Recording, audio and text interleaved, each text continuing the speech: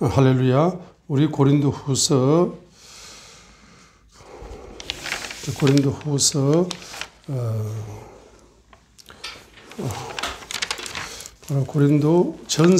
고린도전서죠. 고린도전서 14장 18절을 이제 통해서 우리가 고린도전서 14장 18절을 통해서 내가 모든 사람보다 방언을 더 많이 말함으로 내 하나님께 감사하노라라고 사도 바울이 기도를 지금 설명하고 있습니다. I thank you, my God. 내가 나의 하나님께 감사합니다. 감사하는 이유가 뭐냐 하면은 I speak. 내가 말을 한다. 뭘 한다? 기도한다. 기도한다. 자, 무슨 말을 한다? 무슨 말을 합니까? With tongue. 방언과 함께 말을 한다. More than you all. 너희 모든 사람보다 더 more than you all. I thank you. I thank you. I thank God. 나는 하나님께 감사합니다. 고린도전서 14장 18절. I thank my God. 나는 나의 하나님께 감사합니다. 왜 감사합니까? 바로 I speak. 바로 with tongue. 방언으로 말을 하기 때문이다. 방언으로 more, 더, than, 뭐뭐보다, you all, 당신들보다, 모든 사람들보다, 당신들 모든 사람들보다 더, with tongue, 방언과 함께 말할 수 있기 때문에 하나님께, 그것 때문에 내가 하나님께 감사하노라고 했습니다. 그래서 우리가 바로 감사의 왕관을 쓰시려면은, 감사의 왕관을 쓴다는 것은 과거의 모든 것이 감사로 재해석되고, 감사로 이제 현재 모든 것이 감사로 발견되고, 미래 모든 것이 다 감사로 바뀔 수 있습니다. 그래서 감사가 회복되고, 과거의 감사가 회복되고, 현재의 감사가 발견되고 누리고, 미래의 감사가 창조되는 겁니다. 삼중 감사가 되어짐으로써 감사의 왕관을 썼다고 볼 수 있습니다. 우리 감사의 왕관을 쓰시려면은 사도 바울처럼 바로 방언 기도를 바로 누구보다도 더 많이 바로 하루에 3시간 우리 초신자들은 하루에 1시간, 성도들은 하루에 3시간, 제자들은 하루에 4시간, 오중사역자들은 하루에 5시간, 그 다음에 이제 사도들은 하루에 7시간 정도. 이렇게 이제, 물론 초신자가 방언을 잘 하지는 못합니다. 왜냐하면 초신자는 성령을 모셔드리지 못했기 때문에. 자, 그렇지만은 초신자로 할지라도 이제 주님을 이제 방언으로 이제 주여 하면서라도 이제 하루에 1시간 정도 한국말과 방언을 섞었어. 한국말 90%가 되겠지만 초신자들은 그럼에도 불구하고 초신자들이 몇 시간 하라고요? 1시간. 성도들은 몇 시간 하라고요?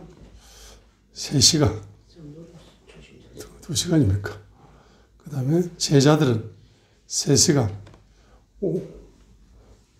자, 이렇게 기도를 많이 하게 된 방언 기도를 사도 바울이 많이 하게 됨으로써 I thank you, my God. 내가 나의 하나님께 감사하게 된다라고 했습니다. 자, 그래서 이와 같이 사도 바울처럼 이제 방언 기도를 많이 고린도전서 14장 18절의 말씀이 임파테이션 되어져서 사도 바울을 모델로 삼아서 방언 기도에 2022년도에 도전하시기를 바랍니다. 이렇게 방언 기도를 많이 하시게 되면은 바로 첫 번째로는 두 가지가 부어집니다. 방언 기도를 많이 하시면은 2022년도에 방언 기도를 하루에 1시간 또는 2시간 또는 3시간 또는 4시간 또는 5시간 또는 6시간 또는 7시간 이렇게 여러분들이 2022년도에 하루도 빠지지 않고 방언 기도에 집중을 하시게 되면은 바로 주님께서는 여러분에게 점진적으로 딱 두 가지를 열어줘요. 두 가지. 첫 번째는 뭡니까? 오중사역의 기름이 점진적으로 여러분 방언과 함께 부어진다는 것입니다. 오중사역의 기름 부음이 사도 바울에게 부어졌습니다. 그래서 바로 선지자의 기름 부음이 사도행전 13장 1절에서 교사의 기름 부음이 사도행전 13장 1절에서 부어졌습니다. 이와 같이 선지자의 기름 부음과 교사의 기름 부음이 사도행전 13장 1절을 통해 부어지죠. 세 번째는 사도의 기름이 부어졌습니다. 사도행전 9장 15절로 16절에 있는 것처럼 사도의 기름 부음이 사도행전 9장 15절로 16절에 부어졌습니다. 목사의 기름 부음이 데살로니가 전서 2장 7절 11절로 12절에 부어졌습니다. 복음 전도자의 기름 부음이 고린도 전서 2장 4절에 부어졌습니다. 자, 이와 같이 사도 바울이 방언 기도에 집중하여 성령님으로 기도하게 되니까 영어로 기도하는 거예요. 바로 성령님과 내 영이 연합하여서 성령님과 내 영이 연합하여서 기도하는 겁니다. 자, 성령님과 내 영이 연합하여서 기도한다는 말이 어디에 있습니까? 고린도전서 6장 17절에 있는 것이에요. 고린도전서 6장 17절에 그러나 주와 결합하는 자는 한 영이니라 라고 고린도전서 6장 17절에서 말씀했습니다. 주와 결합하는 자는 한 영이니라. He that is joined unto the Lord. 주님과 결합하는 그는 is one spirit. 한 영이니라. 주와 결합하는 자는 한 영이니라 했습니다. 이것을 다른 말로 말하게 되면은 주의 성령님과 연합하는 자, 성령님과 연합하는 자는 한 영이니라 할 수가 있습니다. 그래서 성령님과 연합하여서 성령님의 인도를 따라, 성령님의 역사하심을 따라, 성령님의 중보기도를 따라 계속적으로 방언으로 이제 기도하는 것입니다. 방언으로 기도하는 것은 내 영이 기도하는 거죠. 내 영이 어떻게 기도합니까? 바로 성령님의 인도를 따라, 성령님의 역사를 따라, 성령님이 바로 도와주시어서, 자, 성령으로 말미암아 성령님과 함께 성령님을 따라가면서 기도를 배우는 겁니다. 기도 배우는 겁니다. 그렇게 기도는 죽을 때까지 배우는 겁니다. 이렇게 배워서 기도하시게 되면은 바로 점진적으로 무슨 기름이 부어집니까? 사도행전 13장 1절처럼 선지자의 기름 부음과 교사의 기름이 부어집니다. 사도행전 9장 15절로 16절처럼 사도의 기름이 부어집니다. 데살로니가전서 2장 11절로 12절처럼 목사의 기름이 부어집니다. 고린도전서 2장 4절처럼 복음 전도자의 기름 부음이 점진적으로 부어지게 되는 것입니다. 자, 이렇게 부어지게 되면은 고린도전서 2장 4절을 보세요. 자, 고린도전서 2장 4절 두 번째 방언 기도를 많이 하게 되면 첫 번째는 뭡니까? 오중사역의 기름 부음이 점진적으로 부어진다. 두 번째는 뭡니까? 성령과 권능의 실제 사역이 열린다. 두 번째입니다. 방언 기도에 집중하시면 고린도전서 2장 4절에 사도 바울이 고백했던 것처럼 나의 말과 나의 복음 선포를 사도 바울의 입에서 나오는 말, 그 말 속에는 주님의 보혈과 성령님이 강물처럼 흐릅니다. 복음 선포 속에는 바로 사도 바울이 복음을 선포할 때 그 복음 선포에는 보혈의 강물과 성령의 기름 부음과 바로 성령의 불이, 성령의 새술이 그 복음 선포의 말 속에 강물처럼 흐르는 겁니다. 그래서 바로 Jesus anoint your tongue, your mouth, your mind, your heart. 바로 예수님께서는 당신의 마음에 기름을 붓습니다. Your word, Jesus, anoint your word. 예수님은 당신의 언어에, 당신의 말에 기름을 붓습니다. 자, 그래서 고린도전서 2장 4절에 바로 사도 바울의 말과 복음 선포를 뭐로 하지 않는다? 사람의 지혜로 하지 않는다. 사람의 학문으로 하지 않는다. 사람의 지혜로 하지 않는다. 무슨 지혜로 합니까? 하나님의 지혜로 하는 거라. 하나님의 지혜. 하나님의 지혜. 하나님의 지혜는 어디에서 열립니까? 성령과 권능을 실정함으로 하였으니. 또 나의 말과 나의 복음을 사람의 지혜에 유혹하는 말들로 하지 아니하고 성령과 권능을 실정함으로 복음을 전한다. 이 성령과 권능을 실정한다는 것은 성령과 권능의 실제 사역이 열린다는 겁니다. 자, 그래서 사도행전 10장 38절에 하나님께서 나사렛 예수에게 성령과 권능을 기름 붓듯 하였으며 저가 착한 일을 행하시고 마귀에게 눌린 자를 해방시키셨으니 이는 하나님이 함께 하심이라고 말한 그 예수님에게 부어졌던 그 기름 부음이 그대로 사도 바울에게 전이되어 언제 전이됩니까? 바로 성령의 기름 부음이 전이되는 겁니다. 물 붓듯이 부어지는 겁니다. 하나님께서 나사렛 예수에게 성령과 기름을 물 부듯이 부어주게 될 때, 사도 바울이 방언으로 기도할 때 바로 성령의 기름 부음이 그 방언을 통해서 기름 부음이 물 부듯이 부어지는 겁니다. 물 부듯이 부어지게 되면은 말씀 속에 있는 하나님의 지혜가 열리게 됩니다. 말씀이 바로 다이너마이트처럼 핵폭탄처럼 히브리서 4장 12절에처럼 영과 혼과 골수와 관절을 찔러 쪼개서 치료하는 역사, 변화시키는 역사, 새롭게 하시는 역사, 창조하는 역사, 이와 같은 놀라운 역사를 이루게 된다는 사실인 것입니다. 자, 그럼으로써 이제 성령과 권능의 사도 바울은 실제 사역을 한 12가지 정도 사역이 열렸습니다. 12가지 사역이 열렸어요.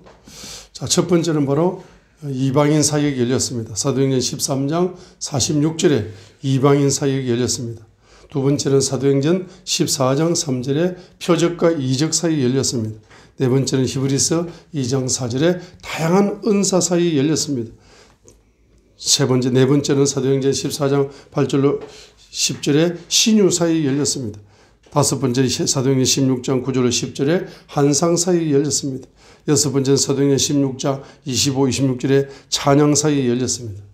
찬양을 하니까 바로 감옥이 깨어진다. 감옥 문이 열립니다. 우리 고정관념의 감옥이 다 깨집니다. 우리 실제적인 감옥, 가난의 감옥 다 깨집니다. 일곱 번째는 사도행전 19장 11절로 12절에 특별한 기적 사역이 열립니다. 바로 하나님께서 사도 바울이 손수건을 흔들어도 다양한 특별한 기적이 열렸습니다. 여덟 번째는 사도행전 16장 16절 18절에 축사 사역이 열렸습니다. 아홉 번째는 죽은 자를 살리는 사역, 사도행전 20장 7절로 12절 사역이 열렸습니다. 열 번째는 제자 사역, 사도행전 16장 1절 5절이 열렸습니다.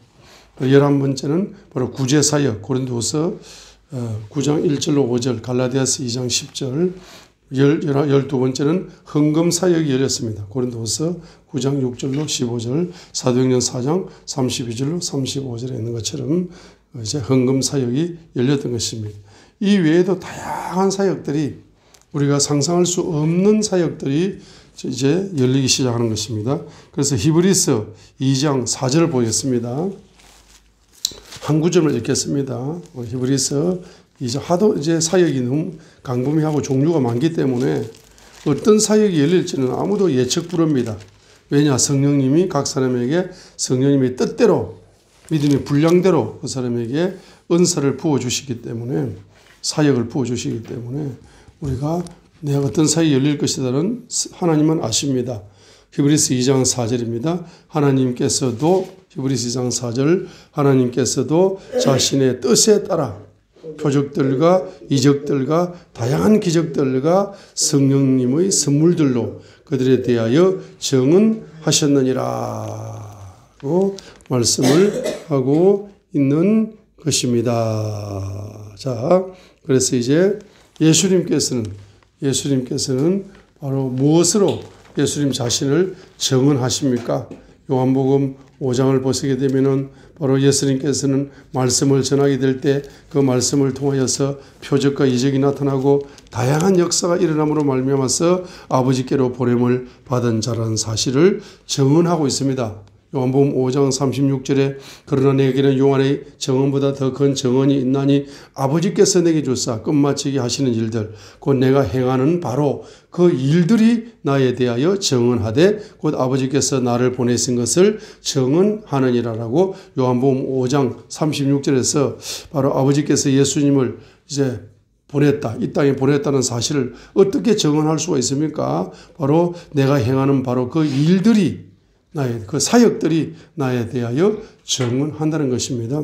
다양한 예수님의 사역, 죽은 나사로를 살리고, 그죠? 귀신을 쫓아내고, 질병을 고치고, 가난한 자를 이제 해방시키고, 이와 같은 다양한 사역이 예수님에게 열림으로 말미암아 예수님의 말씀이 그대로 이제 사역으로 열매를 맺음으로 말미암아서 아버지께로부터 보내심을 받은 자라는 증언할 수 있다는 것입니다. 그러면 저와 여러분들이 예수님께로 보내받은 예수님의 제자들이라면은 바로 사도 바울처럼, 바로 히브리서 2장 방금 4절에 있는 것처럼 하나님께서도 자신의 뜻에 따라 표적들과 이적들과 다양한 기적들과 성령님의 선물들, 은사들, 그 사역입니다. 은사를 통한 사역입니다. 그들에 대하여 증언하셨느니라 했습니다.